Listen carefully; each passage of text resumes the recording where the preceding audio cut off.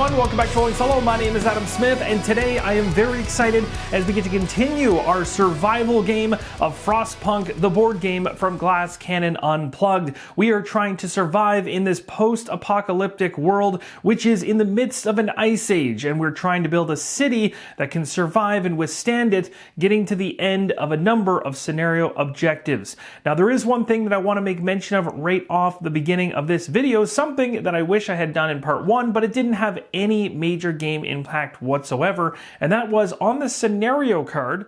It does mention that there is a scenario trigger at round 11, and on the round tracker board, I accidentally had the green scenario trigger token on the 10th round. It should have been on the 11th round. The good thing is there was no gameplay impact whatsoever. I did mention this in prior videos, so I'll be making that adjustment now, and then we dive right into the action. Just like that, we're all squared away. We can begin where we left off in the last video in the actions phase. The first thing I'm going to do at the beginning of the actions phase is to drop all 4 of my coal into the generator. It's also worth mentioning that at the beginning of the actions phase is not the only time you can put coal into the generator. So in other words, you could put all the coal that you have, if you want to, into the generator to start the actions phase because it's the beginning of your turn. And then because again, you're playing solo or anytime it's your turn, if you have more coal to put in, you can continue to dump it into the generator during the actions phase. So I could gather 2 coal later on, for instance, and throw it in. So it's not like a point in time that only occurs at the beginning of the action phase. This can sometimes be overlooked. So make sure that during the entirety of the actions phase, you're doing what you need to do to keep that generator going, but also know that the more coal that you're firing into that thing, the higher stress levels or the likelihood of getting higher stress levels goes way up. So we'll go ahead and pay our 4 coal back to the bank, and we're going to have our heat marker go up by 4. So right out of the gates, we're actually not doing too bad because this heat marker being here allows us to have heat to everything that is adjacent to the generator tile, which is pretty good for us.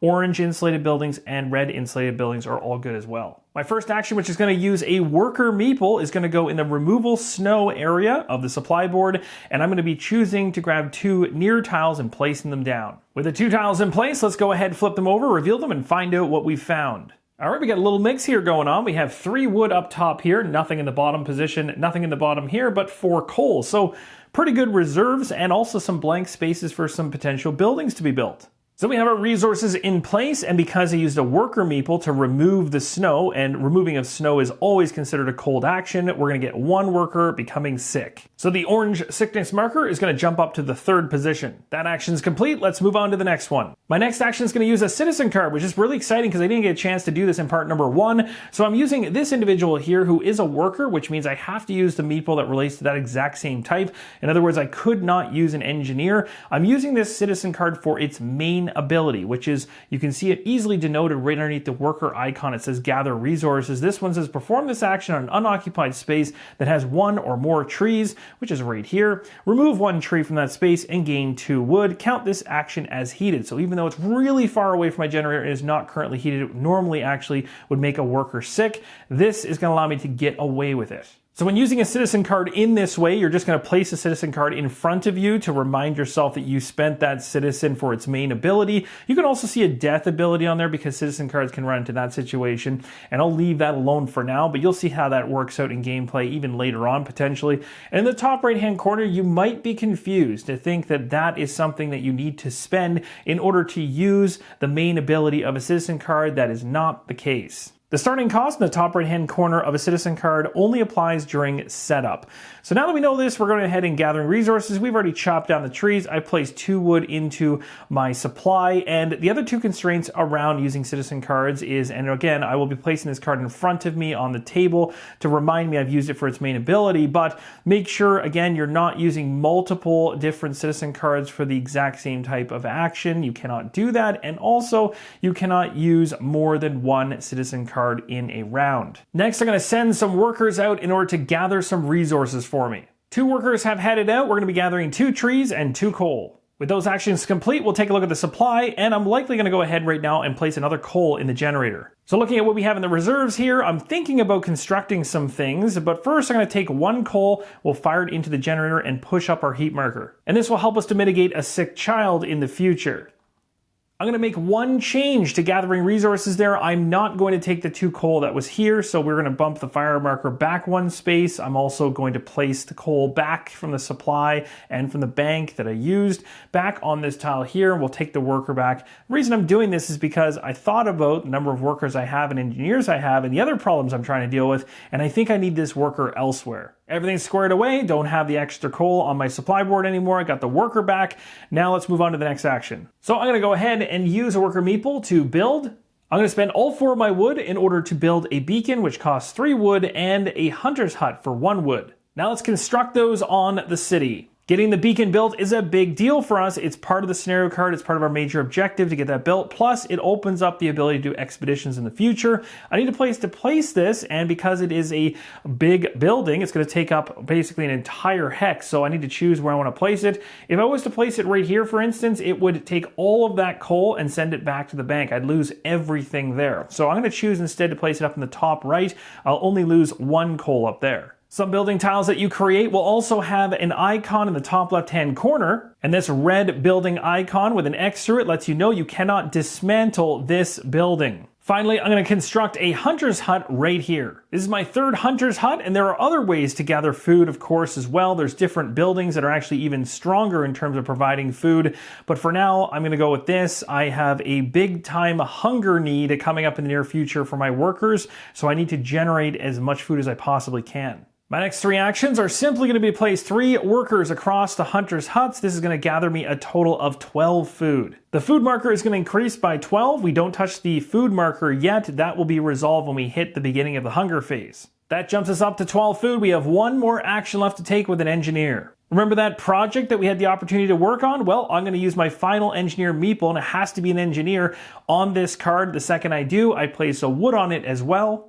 That's going to do it for the actions phase. We're now going to move to the dusk phase. We take a look around at anywhere we see keywords dusk phase, and they're right here on this card. We literally just put an engineer on, and it states if there are no engineer meeples on this card, +1 apathy. Well, we did place an engineer here, so that's not going to trigger right now. And the next one says if there is 2 wood on the card, then we add a specific card to the dust deck. That's also not going to happen because we are kind of moving along. We're progressing through the project, having an engineer working on it, but it's not complete yet. So we kind of avoided the fail result of this card, but we haven't succeeded yet. We have the opportunity to do this in the future now, so we are kind of underway on working on this project. So we now go to the dusk deck and we draw the top card. We have a new social dispute. Unfortunately, this is called fear. Fear leads to anger, anger leads to hate, hate leads to suffering. If you have more active hope than active discontent, choose one. And I actually don't. Everything I have is currently exhausted in terms of hope. I have more hope tokens than I do discontent tokens, but none of the hope tokens are active.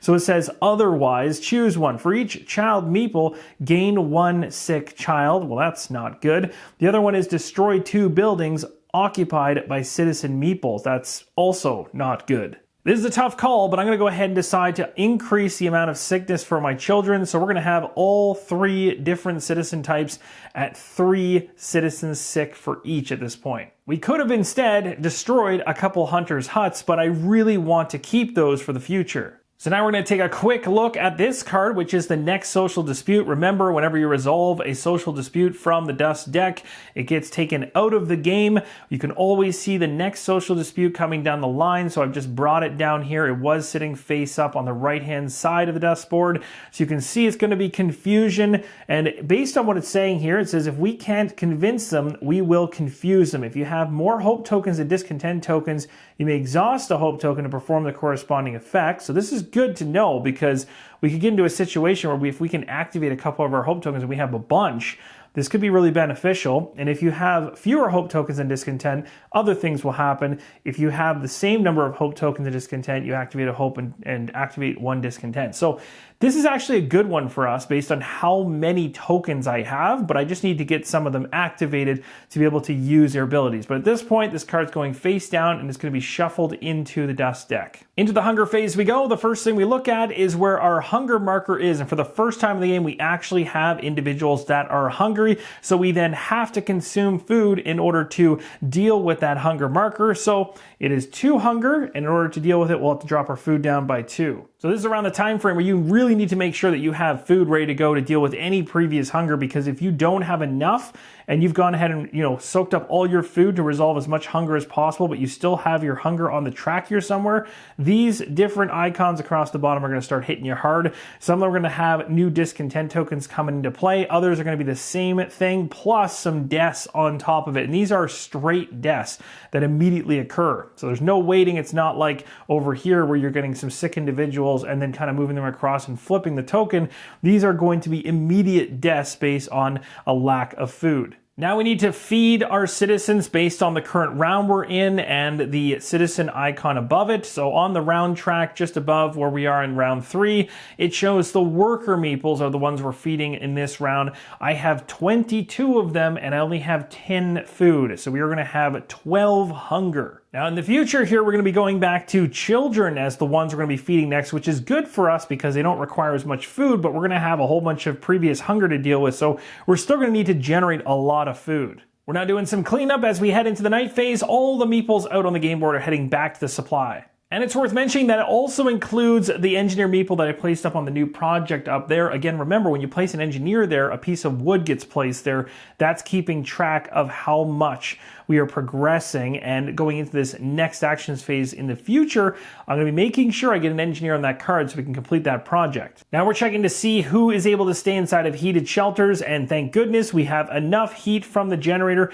to make sure that every adjacent tile to the generator tile has heat, which means bunkhouses and tents and everything are all ready to go. That's going to make sure that every single meeple that I have has a place to stay that's heated. And of course, that means nobody is getting sick, which is good news for us, seeing as we're starting to mount a little bit of sickness and probably need to focus on some medical options in the future.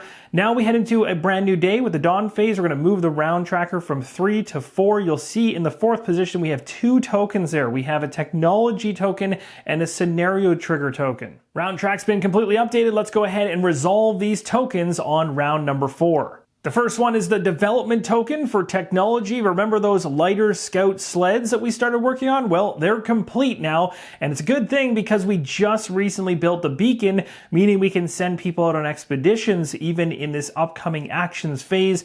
At this point, we take that development token that was on the round track, we flip it over from its inactive side to its active side. This technology is ready to go. The next thing we get to do is we get to choose another technology to begin working towards. The next technology I want to focus on is going to be night care. It says each heated medical post and infirmary provides 1 sleeping slot for an engineer meeple.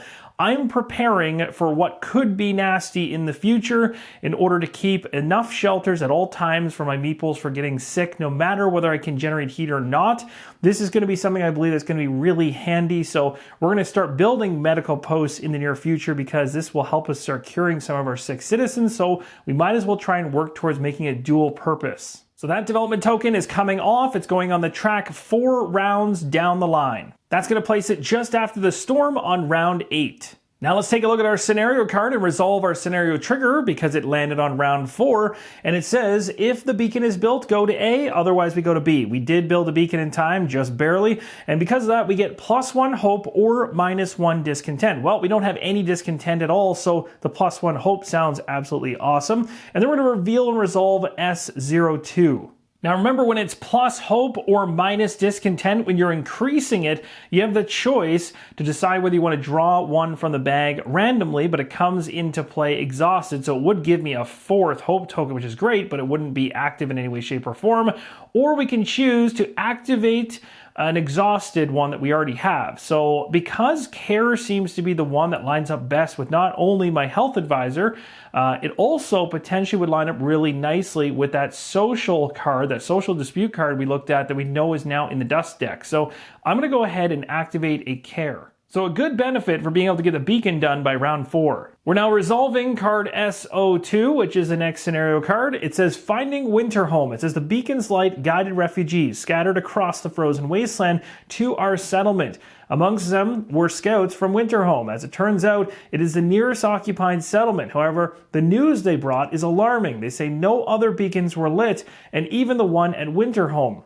What has happened to Winterhome? So at this point, it says to place S05 white side up in the expedition display and choose A or B. Here's scenario 1's card 05, and this is called Path to Winter Home. As you can clearly see, this is an expedition card, so it will go up into that display area. And this one is the longest one that we have for sure. We don't know what we're going to find when we get there, but it's certainly a major part of this scenario. The good news is we just developed and finished our technology around lighter scout sled, so that should really help us get moving, and that'll probably be a benefit for us. So this is going to go up there, and I'll be thinking quite heavily about sending somebody on this journey. Now that's not all. We still have to make a decision here as to whether or not we let the refugees enter our city or not, which is a tough call, and most calls in this game are going to be hard.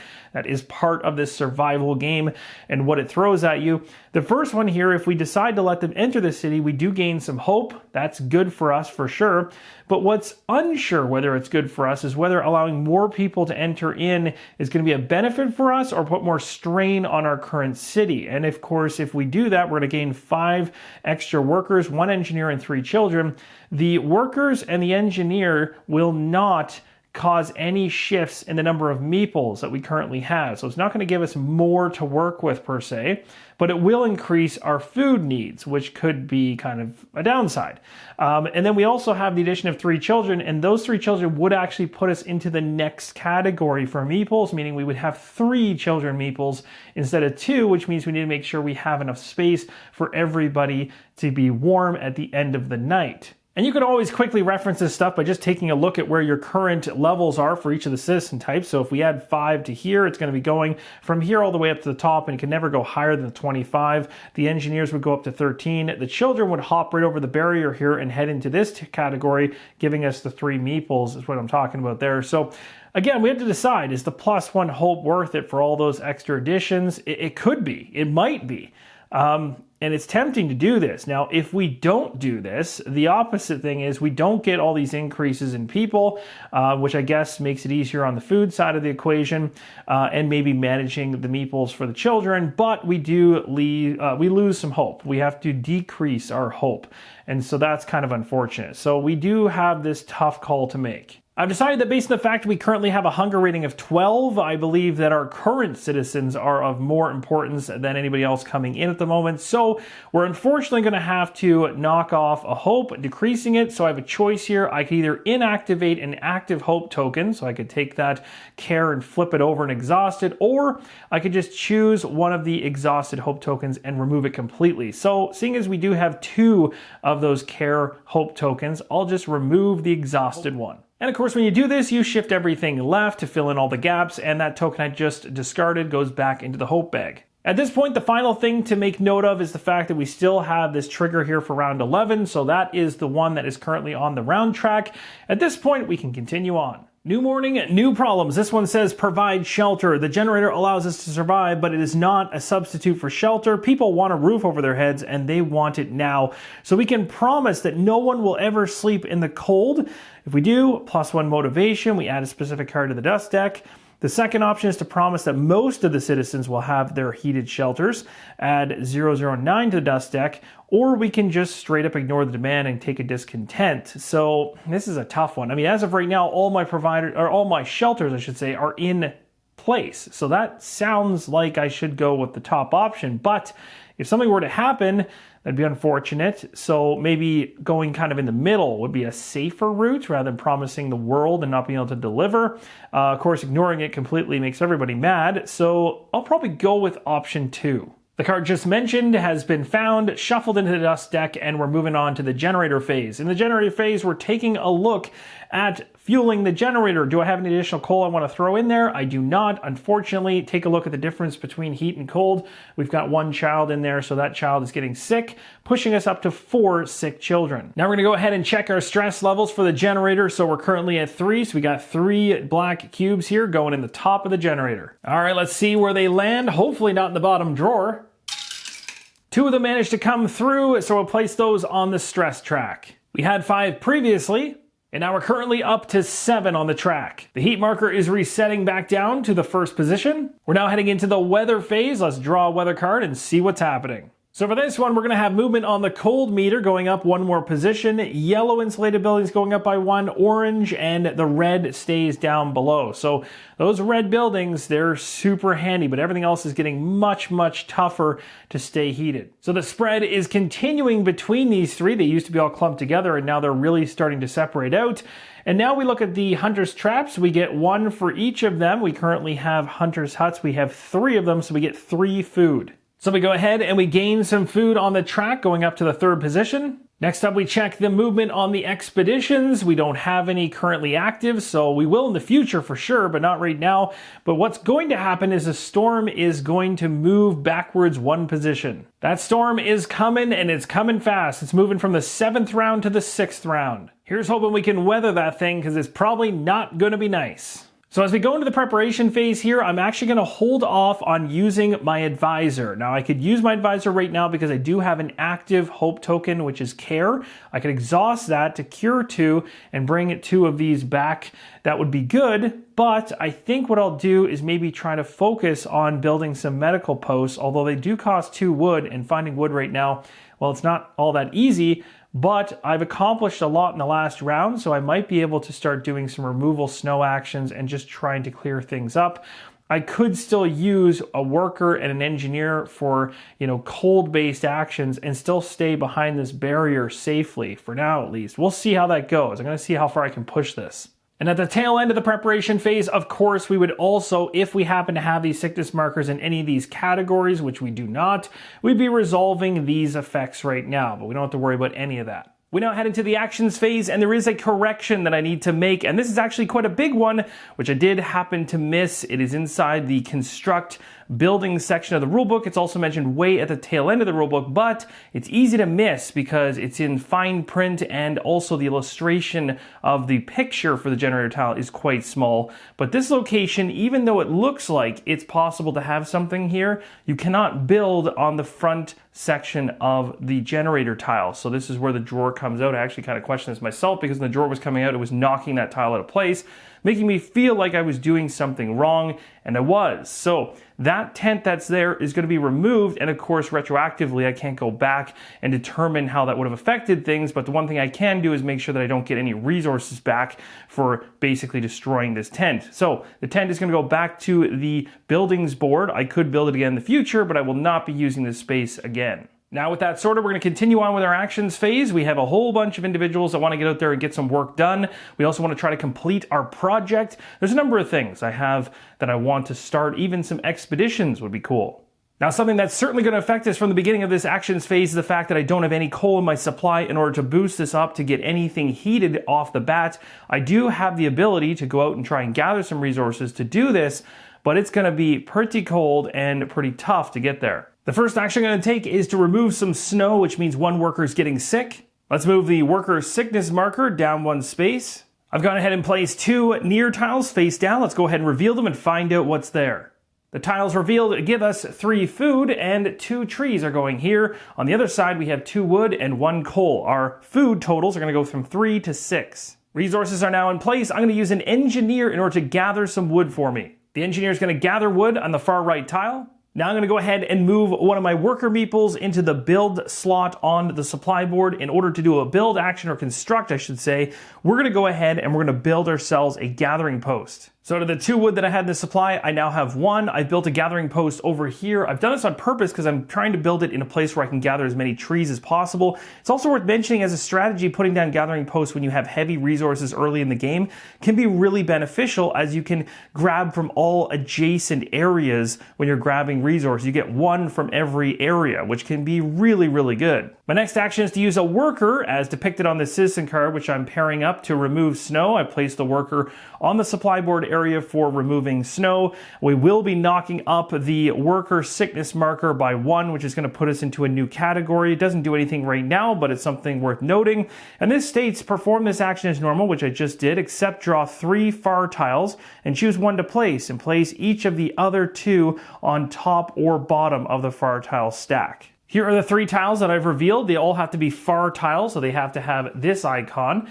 And I'm gonna go ahead and choose one in order to place. The other 2, I can decide where I wanna place them. For right now, I'm looking for wood to get as much wood as possible on this gathering post action, and I can impact it if I place it right here or here. So I'm gonna place it right in this location. Resources are now in place. And just so you can visually see, here's where we currently sit with our sickness. We do have the workers now cresting over into this second category here. My next action is going to be to put an engineer here in order to make the 1 wood I have in my supply 4 coal. That is considered a cold action, so the engineer sickness marker is going up by 1, but we're going to put all 4 coal into the generator, bumping us up. Just like that, we're all squared away. We have 2 workers left and an engineer. And actually, in hindsight, I'm going to choose to actually do this action, which I just did with a worker instead. So we're going to go ahead and bring this one back. We're actually going to be bumping this one up, and this is going to flip to a worker. We're all squared away, and now I'm going to use an engineer in order to bring a law card into play. I have an engineer at the platform. It has to be an engineer meeple, which is why I kind of took back the previous action that I did. I do still have an engineer, but I have a plan for that. Remember the new project I was working on?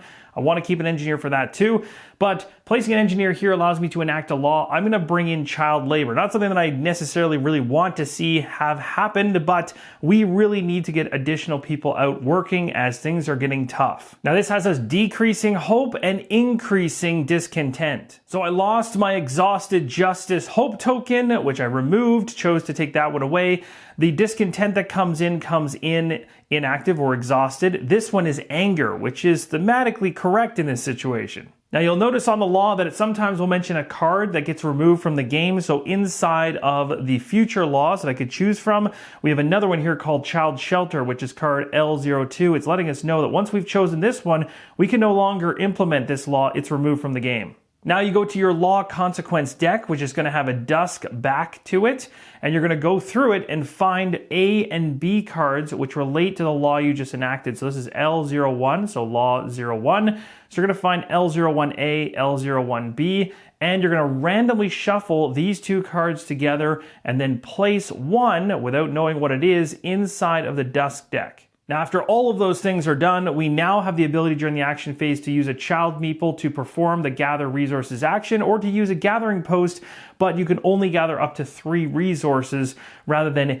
1 from every space adjacent to where the gathering post is. So as the generator tile is currently heated, we're going to send a child meeple to the coal there to grab 2 coal for us.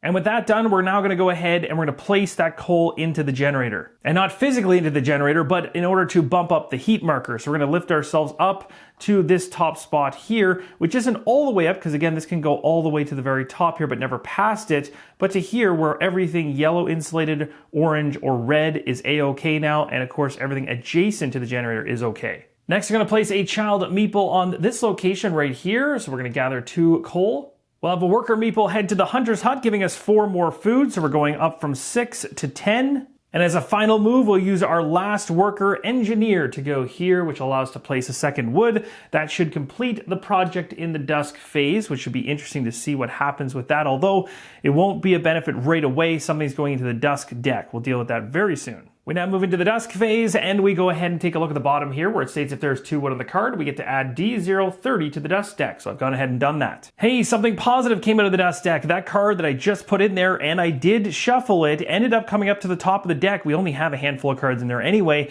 We have a successful project built, and it states the engineer's project was successful, and he has managed to improve our food production permanently. We get to choose one. We can build a hothouse for free or upgrade a hunter's hut or hothouse for free, even if that building has been used this round. Now, it's worth mentioning when you're building a large building, it has to go onto 1 hex. And of course, if you place it on a hex and there's resources there, those resources go back to the bank. They're destroyed. The only location that makes any sense and is actually possible to place a hothouse right now without too much detrimental effects to me is to put it on top of those 2 trees up there and the bottom portion as well. So the hothouse is being built there. And just like that, we have our first large building on the board. This thing, when used with a meeple, is going to produce 7 food. It's also orange insulated. Speaking of food, we're moving into the hunger phase. At this point, we're going to go ahead and we're going to decrease our hunger by spending food. We have 10 food. We are currently at 12 hunger. So this is going to reset right back down as we consume all of it, and hunger is going to be at 2. We do have some effects we need to resolve after this, though. This symbol tells us we're increasing discontent. I can either choose a discontent token from the bag, putting it exhausted side up in the discontent row, or I can activate one discontent token currently in play. We do have one, it's anger. I'm not really a big fan of adding an additional discontent and having more discontent than hope. I feel like that might hurt me more, although we'll see how things pan out. So instead, I'm going to go ahead and activate the anger one, which also kind of scares me. This will certainly have some negative effects on us in the future, I'm sure. We now head into the night phase where all our meeples come back. There were so many things that I wanted to do that I wasn't able to accomplish during this day, which is kind of stressful. And that's exactly how this game begins to unfold. Is this a game of mitigation and survival? You're not going to be able to do everything that you want to do all the time. There was a couple things I really wanted to do. Like, for instance, I wanted to use the generator, which is a pre-printed building on the generator tile, in order to have an engineer go there and reduce the stress levels of the generator, because I'm a little bit terrified of a future breakdown and don't want that to occur, and it might even occur, unfortunately. We'll see how things go. Also, the fact that current structures in terms of warm and heated buildings were down by a little bit, so we're going to need to work on that in the future. There's also the fact that sickness is starting to creep in at a higher rate than I'd like. There's quite a few things, and even the fact I didn't get somebody on an expedition this round was kind of painful. And speaking of bringing your meeples back to the supply, again, expedition meeples stay where they're at, but I don't have any currently. So at this point now, we're determining who is going to be staying in a heated building. The good news is we do have a lot, not enough for everybody though. So I'm going to have all of the laid down meeples sleeping in heated buildings. A child meeple is going to get sick, and an engineer is going to get sick. So that will have our blue and green sickness markers moving up 1 space each. We got to get some medical stuff going on pretty soon, or this is going to start to have some effects on us. We now begin a brand new day. We're in the dawn phase. The round tracker is going to move from 4 to 5. There isn't anything that's currently in round 5 we need to resolve, but the storm is approaching quickly. The morning card we have here is wooden toys. It says it was sporadic at first, but now everyone has noticed. A lot of children have wooden toys carved by an elderly man who wasn't able to work anymore. It could be seen as a waste of wood, but then it is heartwarming to see them smile again. We have 3 options on this card. The first option says this man is really talented. We should give him more wood and ask him to prepare more toys and decorations for our children. We can place this card in the event display and add 053 to the dust deck. The action phase says each time you perform this action, take 1 or more wood from the supply and place it on this card. So we just kind of keep him going the way he's going. Second option is children can play with their toys, but we need to talk to this man about wasting the wood. We gain discontent if we go this route. And the final one is confiscate the toys and the wood. This is about survival, not fun. Wow. So we gain some wood. Oh man, especially in a situation where I actually need some wood. But we get +1 apathy. Yikes. I decided to go with option number 1, so we're going to allow the children, because of course we got child labor going on, we're going to give them some toys for sure. So we're going to go ahead and put this in the event display. I'm just placing it where it is right now. Typically that's in the top left-hand corner along the edge of the game board. And in the action phase, we can place either an engineer or a worker here to put wood on this card.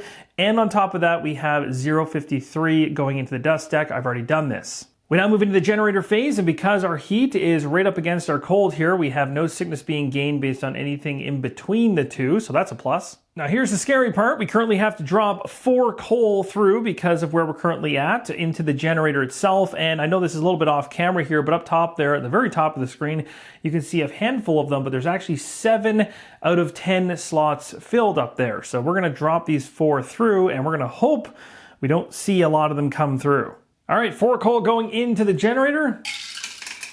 Uh-oh, that did not sound good. 3 managed to come through into the drawer. We are now currently at 10 cubes in the stress track. If we happen to have had 1 more cube come through, it would have gone into the overflow area, which would have been a breakdown, which is denoted by that area at the very top. So we got very, very lucky, and we need to get an engineer to the generator in order to an action to get rid of the stress going on in the generator. We need to make that a focus, because if this thing breaks down, as you can see from the icons there, all kinds of nasty things happen. You're going to have shifting up or increases for cold, for yellow, orange, and red insulation buildings. You're going to have a flipping of the actual heat marker over to the opposite side. There's a number of things that are going to start to progress at a rate that's probably not going to be good for us. So good thing, we don't have to worry about it right now, but going into the next action phase, we need to focus on removing some cubes from the stress track. The heat marker is also going to be reset down to the first position. We're now moving into the weather phase to find out what the weather has in store for us. Remember that storm getting closer? Well, it might get real close. Yeah, it looks like the storm's going to be moving too, but first we're going to resolve the cold marker going up 1, yellow insulated buildings going up 1, and orange insulated buildings going up 1. Now we're going to go ahead and gain food for all of our hunter traps. We have 1, 2, 3. So we're going to gain 3 food. Next, we have the expeditions progressing, but we don't have any currently active. We move on to the storm, which is moving back 1 position. And unfortunately for us, that's going to place it right on top of the round marker. So if your storm marker happens to move backwards and land on your round marker, you're now going to reveal the storm card specific to the scenario you placed next to the generator board. So I've got that here. I've also taken the blue snowflake off of the round tracker for now. It states at the very top, if it is round 7 or earlier, go to 1. And it currently is. We're in round 5. So it says we're hit by heavy snowfall. Flip all tents to their ruin side on the map and the buildings board, and then place the storm marker on round 12. So the storm marker will go in round 12, which is just after the scenario trigger. However, of course, we know the storm can move forward, so that probably won't be staying there. And now we have to deal with all of the tents which have now been turned to ruins because of the storm. So all 3 of my tents have been destroyed by the storm. And as it mentioned on the card, that also includes any tents which are on the buildings board, which there is one right now. That's also being flipped over and is destroyed, and I can no longer build that either. Now what we learned from this card is that the only shelters that are going to survive the next storm coming up are going to be houses. Bunk houses are not going to survive either. So if this storm gets too far ahead of our scenario trigger, we're going to need to work on getting some houses set up, but they cost significantly more wood in order to create them. They have a higher insulation level at red, but they're 4 wood apiece.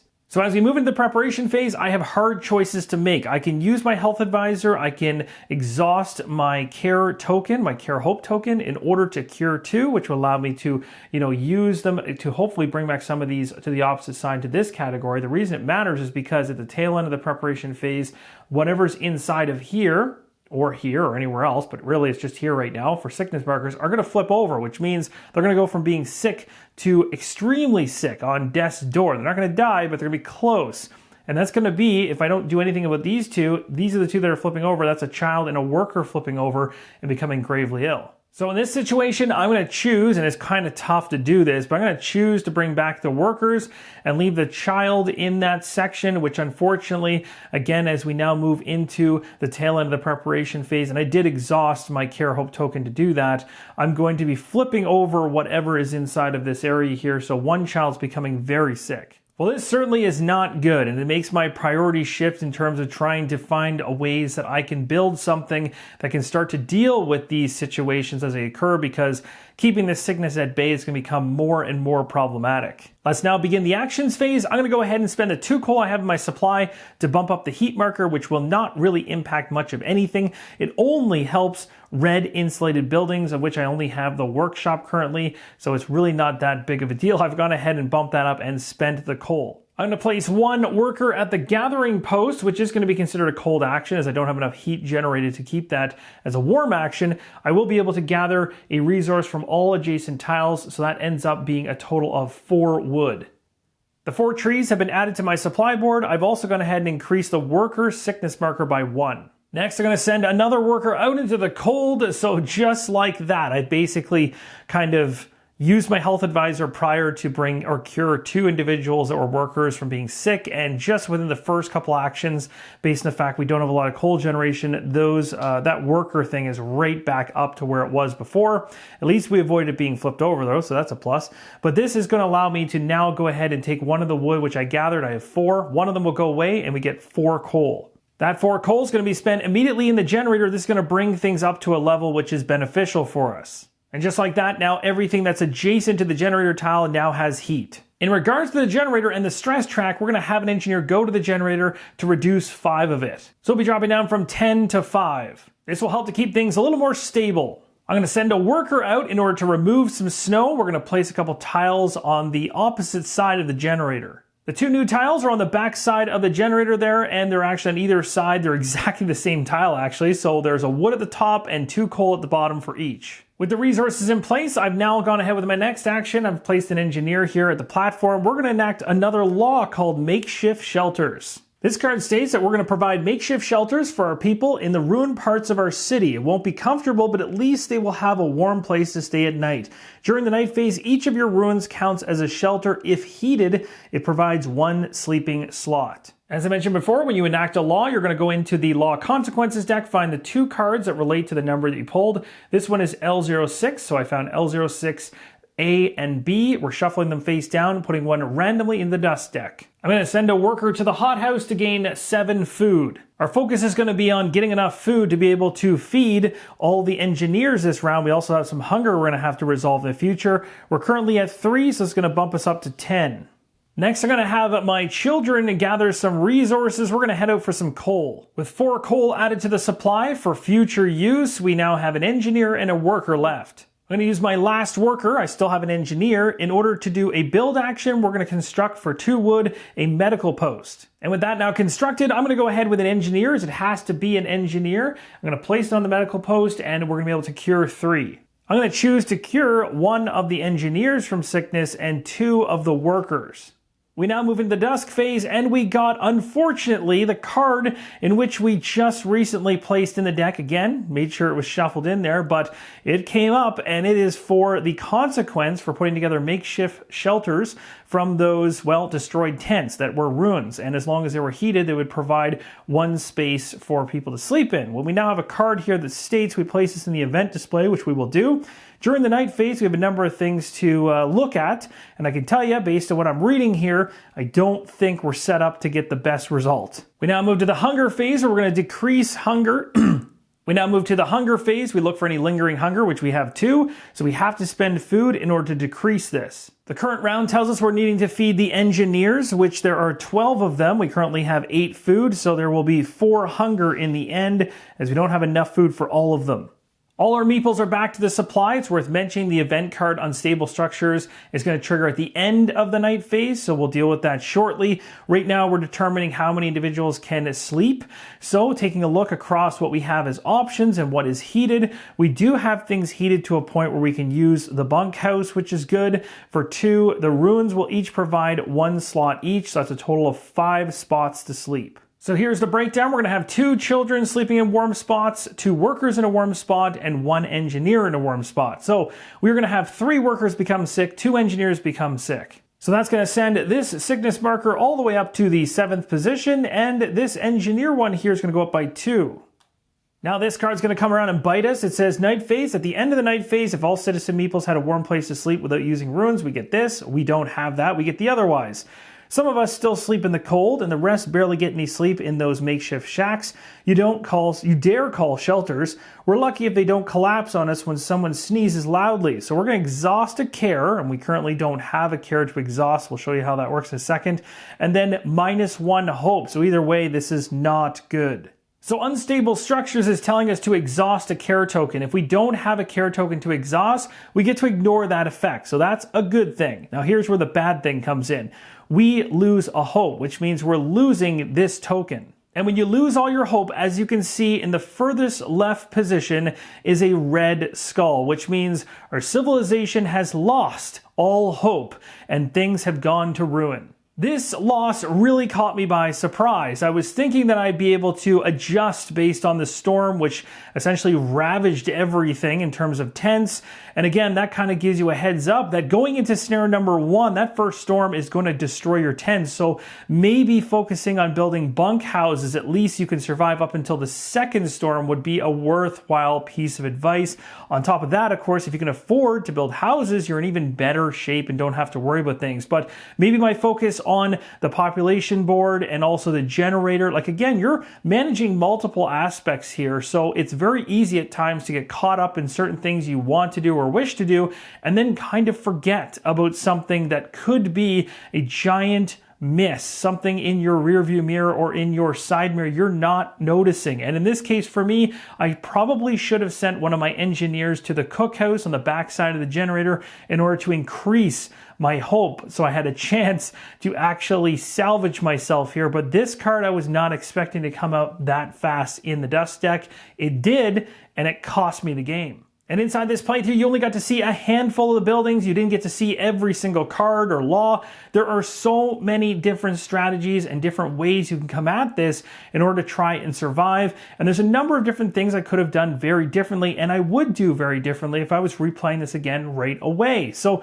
you learn a lot going through a scenario and seeing what's to come, and also just learning what works and doesn't, and also trying to min-max every single decision, which even when you're doing that, you don't always feel like you're getting the best every single round. You're going to have to take some losses, and really the biggest thing about this game is determining which areas you should be taking those losses in. Should you be getting more deaths in certain rounds? Should you be getting more sickness in certain rounds?